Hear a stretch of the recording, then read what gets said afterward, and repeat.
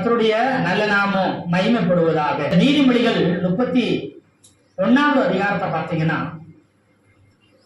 31வது அதிகாரத்துல 10லிருந்து 33 வரைக்கும் பார்த்தீங்கன்னா நீங்க நல்லா கவனிச்சு பாருங்க.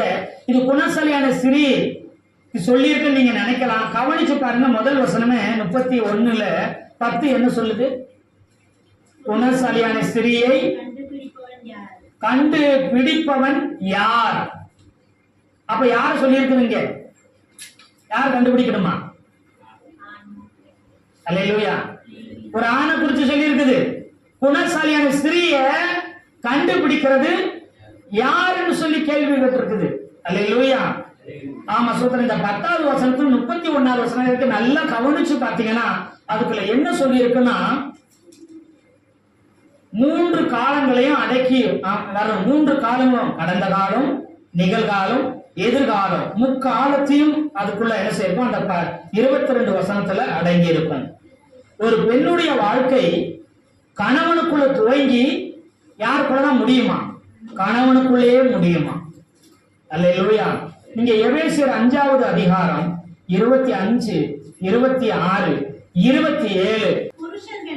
புருஷர்களே உங்கள் மனைவிகளில் அன்பு கூறுங்கள். உங்கள் மனைவிகளில் அன்பு கூறுங்கள். அப்படியே கிறிஸ்துவும் சபையில் அன்பு கூர்ந்து கிறிஸ்துவும் சபையில் அன்பு கூர்ந்து தாம் அதை திருவசனத்தை கொண்டு தண்ணீர்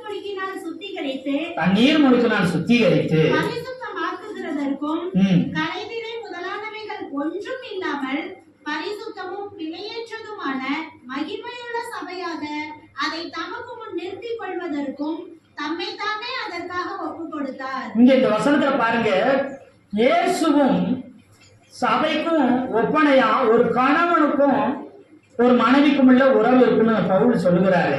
இங்கே கடந்த காலம் என்ன செய்தனா, சபைக்காக சபை உருவாக இயேசுநாதர் தம்மை தாமே ஜீவ பலியாக என்ன செய்தாரு? ஒப்பு கொடுத்தார். என்ன செஞ்சாரா? சபைக்காக உயிரையும் கொடுத்தார். அப்ப அது கடந்த காலம்.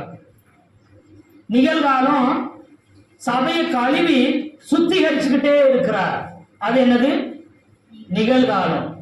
இனி கரை நிறையற்றவர்களாக என்ன செய்ய பரிசுத்தமாக மாற்றி தனக்கு முன்னாடி என்ன செய்ய போறாராம்? நிறுத்த போகிறார். இது எதிர்காலம். எத்தனை பேர் புரியுது? கடந்த காலத்தில் சபைக்காகவே என்ன செய்தாரு? தன்னுடைய மனவாட்டிக்காகவே உயிரையும் கொடுத்து ஒப்பு கொடுத்தார். அடுத்து என்ன செய்ய? ஒவ்வொரு நாளும் கரைகளை என்ன செய்ய கழுவி சுத்திகரித்துக்கிட்டே இருக்கிறார். அப்புறம் எதிர்காலத்துல கரைகளை இல்லாம பரிசுத்தமாய் நிறுத்த போகிறார். அப்போ ஒரு சபை இயேசுக்குள்ள ஆரம்பிச்சு இயேசுக்குள்ள முடிய மாதிரி ஒரு கணவன் என்ன செய்யறாங்க? பெண்ணுக்காக, தன்னுடைய வருங்கால மனைவிக்காக, வருங்கால குடும்பத்திற்காக, பிள்ளைகளுக்காக என்ன செய்யற? குறிப்பா மனைவிக்காக தன்னை இளம் குழந்தை பருவத்திலிருந்து இளம் வாலிப வயது வரைக்கும் வருங்கால மனைவிக்காகவே தன்னைத்தானே ஒப்பு கொடுத்து வாழ்கிறான்.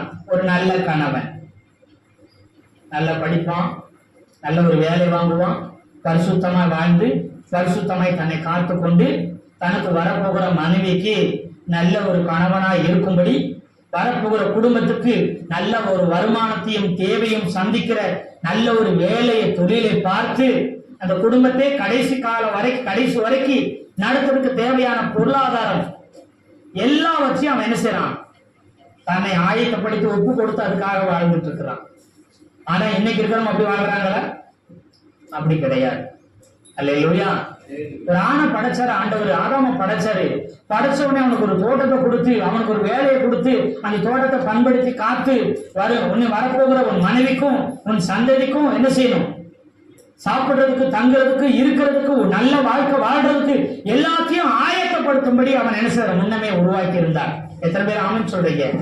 அதே போலதான் ஒவ்வொரு ஆணும் வருங்கால வரப்போகிற தன்னுடைய மனைவிக்காகவே தன்னை முழுவதும் ஒப்பு கொடுத்து அவன் வாழ்ந்திருக்கணும் வாலிப நாட்களை. அல்லேலூயா. அவன் ஒப்பு கொடுக்கிறான். அப்புறம் என்ன செய்யறான்?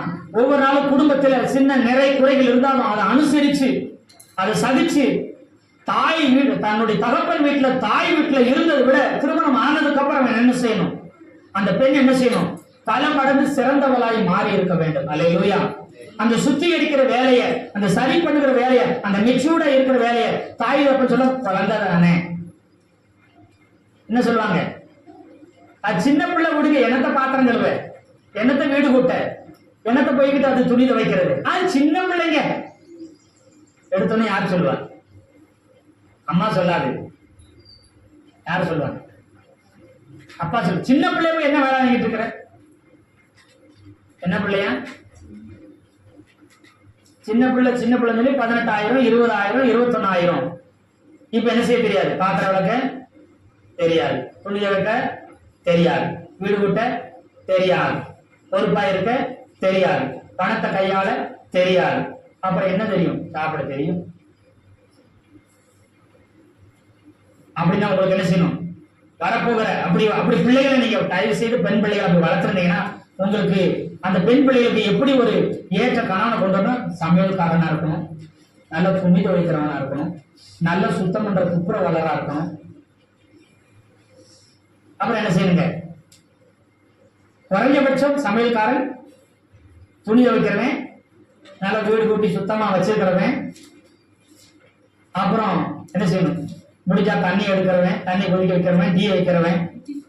அப்புறம் இன்னும் அதிகமா போனா நல்லா ஸ்பெஷலா என்ன செய்யணும்? விதவிதமா செஞ்சு வைக்கிறவனா தான் என்ன செய்யணும்?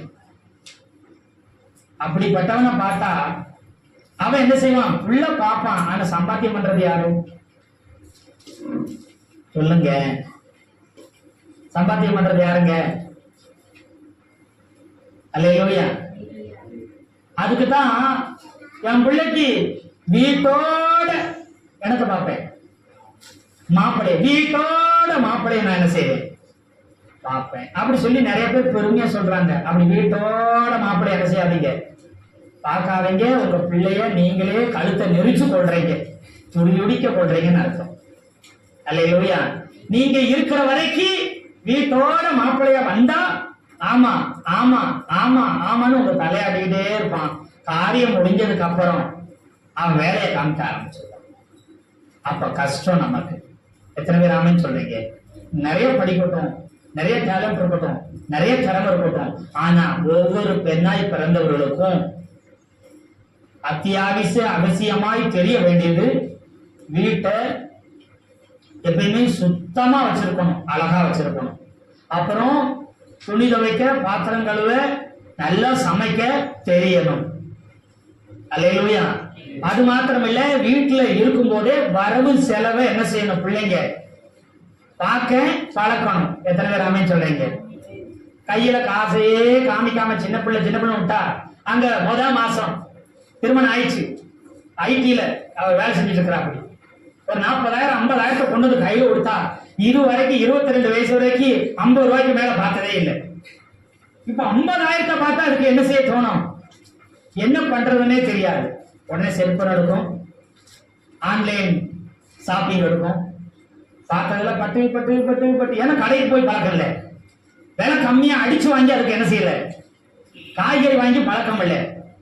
டக்கு சோறு ஆர்டரு, காய்கறி ஆர்டரு, துணிமணி ஆர்டரு, அப்புறம் என்னங்க அயன் பண்றதுக்கு ஆர்டரு, அப்புறம் எல்லாத்துக்கும் எதுல போன்லயே ஆர்டர் பண்ணிட்டு உட்காந்துருக்கும்.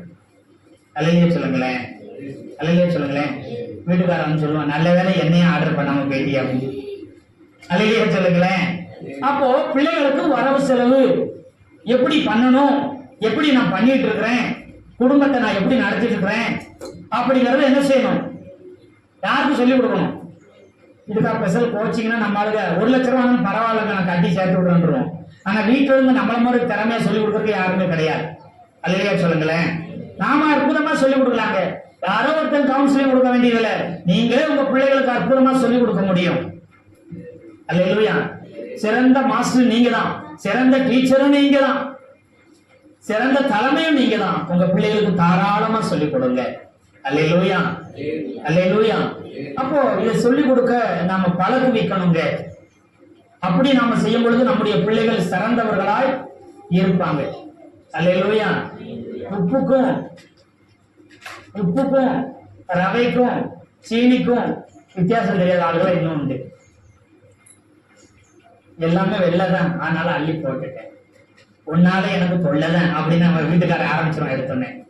ஆமாவா இல்லையா? ஏமா வெள்ளையா இருந்தா எடுத்து மோந்து கையில் எடுத்து கொஞ்சம் பார்க்கணும். ஆமா அது மோந்துட்டு வேற பார்ப்பாங்க, பார்த்தாலே தெரியாத அதுதான் என்ன செஞ்சுட்டேன், எடுத்து பாத்திரத்துல கொட்டிட்டேன். அட பாய் உப்புன்னு சொல்லி என்ன செய்ய ரவையை கூட கொட்டி இருக்கிறீங்க, எப்படி இருக்கும் குழம்பு அப்படின்னு. அல்லேலூயா. அப்ப என்ன செய்யணும், இதெல்லாம் கற்றுக் கொடுக்கணும். எதை எங்க அடுக்கணும், எதை எங்க வைக்கணும், எது எங்க இருக்கணும், எது எப்படி இருக்கணும் சொல்லிக் கொடுக்க நம்ம பிள்ளைகளுக்கு பழக்கும் பொழுது அவர்கள் தேர்ந்தவர்களாய் சிறந்தவர்களாய் மாறிடுவாங்க. அல்லேலூயா. ஒரு குடும்பத்தை நடத்த தெரியாம நீ கலெக்டரா இருந்து என்ன பண்ணியும்? நிறைய பேர் பாருங்க வெளியில கில்லாடிகளா இருப்பாங்க, உள்ள பார்த்தா ஒண்ணும் தெரியாதவங்கள. அப்படி ஒரு நாள் என்ன செய்யக்கூடாது, இருக்கக்கூடாது. ஒவ்வொரு கணவன் என்ன செய்யணும்னா, ஒருவேளை சின்ன சின்ன குறைகள் தெரியாம இருந்துச்சுன்னா கணவர் என்ன செய்யணுமா, பயிற்றுவிக்கணும், கற்றுக் கொடுக்கணும். அதுல பார்த்தா நான் 0 தான். அப்படின்னா என்ன அர்த்தம், இனிமே வரப்போற வாலிபர்கள் திருமணமா பிறந்த துணியோகி தெரியணும், சோறாக தெரியணும், குழந்தைக்கு தெரியணும், வீட்டை நீட்டா வச்சிருக்க தெரியணும், தெரியாதது சொல்லிக் கொடுக்கணும். நீங்க ஒரு கோச்சிங் சென்டராகவே என்ன செஞ்சிருக்கணும், மாறி இருக்கணும். நல்ல ஆண்கள். அல்லேலூயா, அல்லேலூயா. அப்படி தெரியலன்னா உனிமே என்ன செய்யணும், என்ன கத்துக்கணும், யார்கிட்ட? மனைவி தான் கத்துக்கணும். பாஸ் கத்துக்கிற சொல்லிட்டாரு, நல்லா சமையல் பண்ற அந்த சிஸ்டர் நல்லா சமையல் பண்ணுவாரு.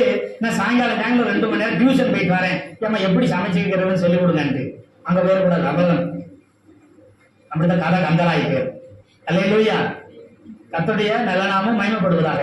என்னைக்கு யூடியூப்பை பார்த்து என்ன செய்யாதீங்க, லைக் சப்ஸ்கிரைபர் எல்லாம் வராது, டிஸ்லைக் தான் வரும். அப்புறம் அல்லேலூயா. ஆனா அதை பார்த்து என்ன செய்யாதீங்க, பழகாது. தெரியாதப்போ என்னென்ன குழம்புக்கு என்னென்ன வேணும், என்னென்ன அவசியம் போட்டுங்க. அவங்க சொன்ன மாதிரி இஞ்சி போய் இஞ்சி அளந்து போட்டுட்டு அப்புறம் பார்த்தீங்கன்னா சட்டி மட்டும்தான் இருக்கும், என்ன போட்டதெல்லாம் காணும், சட்டியோட ஒட்டிருச்சு. நீ ஒவ்வொன்றா அளந்து பார்த்து போடணும், அதெல்லாம் கறி போச்சு. ஐயோ இவ்வளவு போட்டேன் ஒன்னத்தையும் கறியா மட்டும்தான் தெரியுது அப்படின்னு யோசிச்சுட்டு இருக்க கூடாது. ஆனா அவன் சொன்ன மில்லி இஞ்சி பார்த்து அந்த ஸ்பூனை தேடி அந்த கரண்டியை தேடி அந்த அளவை தேடி போறவங்க எல்லாம் கரைஞ்சி தீஞ்சிட்டு வரும். ஐயோ வீடு இருந்துச்சுன்னா வீட்டுக்காரன் ஒடியார வேண்டியதான். அப்புறம் டீயத்தானே உடைச்சனே என்னத்தை போட்டு வச்சிருக்கேன்னு தெரியலையா அப்படிங்க. எங்க பாலை ஊத்திட்டேன், டீ தூளை போட்டேன், அதை போட்டேன், இதை போட்டு இதை தேடி அளவு போனவங்களும் எல்லாம் தீஞ்சிருச்சுங்க. இதுக்கு நான் டீ கடையில டீ என்ன செஞ்சிருக்கலாம், ஒன்று வாழ்நாளே டீயே அப்படின்ற லெவலுக்கு நம்ம என்ன செஞ்சிடக்கூடாது, மாற்றிடக்கூடாது. அலையிலே சொல்லுங்களேன், எல்லாத்தையும் நாம கற்றுக் கொடுக்கணும், கற்றுக்கொள்ளணும். அல்லேலூயா. அது மாத்திரமில்ல, வீட்டுக்காரருக்கும் நீங்க என்ன செய்யணும், கல்யாணமான பெண்கள் என்ன செய்யணும், வீட்டுக்காரரை கூப்பிட்டு என்ன செய்யக்கூடாது, என்ன செய்யணும், நீங்க சொல்லி கொடுக்கணும். டீ இது போடணும், இது போடணும், அதை போடணுங்க, காய்கறி இது போடணும், குழம்புக்கு இது, சாப்பாடு இருக்குது, நீங்க என்ன செய்யணும், நம்மளும் என்ன செய்யணும், ஆண்களும் கற்றுக்கொள்ளணும். அல்லேலூயா. அப்ப அந்த வாழ்க்கை சிறந்ததாய் மாறும், அந்த வாழ்க்கை சந்தோஷமாய் மாறும். அல்லேலூயா.